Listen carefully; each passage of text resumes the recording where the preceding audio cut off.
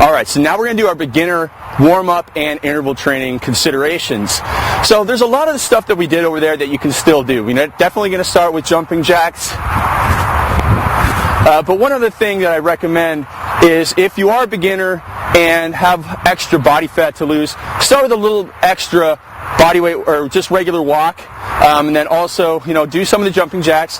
Then we'll go down on the ground and just do some basic hip extensions.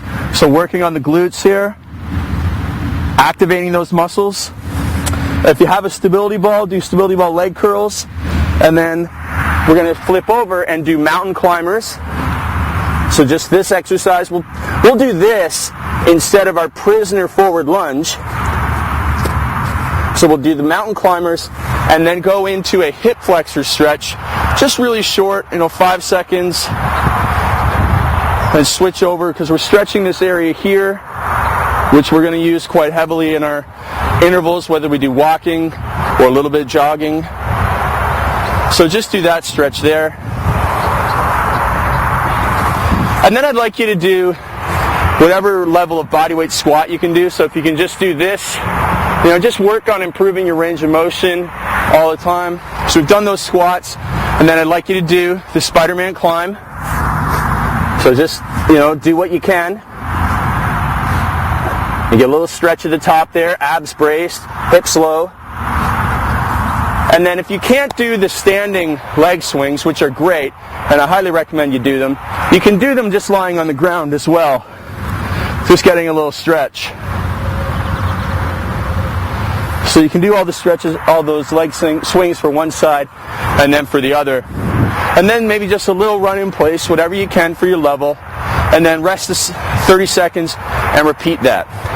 Now, after you've done that and you're comfortable and ready to do your interval training, we're going to stick to very similar recommendations that we use for advanced. And we'll talk about intensity in a bit, but I want to show you two ways of doing interval training that are a little more beginner.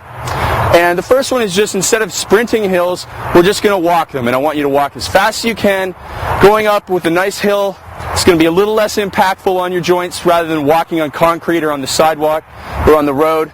So, just walk as fast as you can. Pump those arms.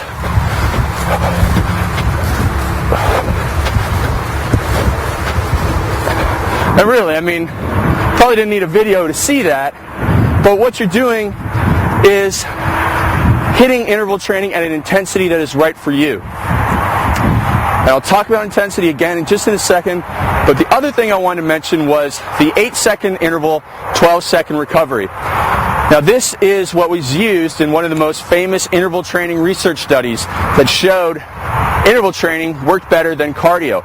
And that was from Australian researchers, specifically a guy named Steve Boucher.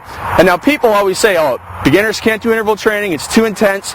But what he actually said was, everybody can do the 8 seconds on, 12 seconds off interval method. Because you just go hard for a little bit, then you get a recovery. And you don't build up that high level of lactic acid that you do if you went and did intervals for 30 to 45 seconds. So there's going to be less buildup in that. And so what I recommend you would do if you're a beginner moving into intermediate level, or if you have a little extra body fat, this is what you're going to do. You're just going to run for 8 seconds, and then your timer will go off and you'll walk for 12, and then run 8 seconds and walk for 12. And again, it's because there's just so much starting and stopping there, you're going to have less of that continuous buildup of exercise and intensity that really will increase the lactic acid and make you fatigue faster and want to quit. So there'll be less impact of fatigue on that type of training. So even if you just walk really fast for 8 seconds and then 12 seconds, you should have that Gym Boss interval training timer that will beep every 12 seconds of recovery, and then it will beep after 8 seconds of exercise. And that's one way for beginners to get into interval training without the traditional, you got to run as hard as you can for 30 seconds to a minute, and then you're going to feel like puking. You won't with this method of interval training. It's a really great way for you to get started.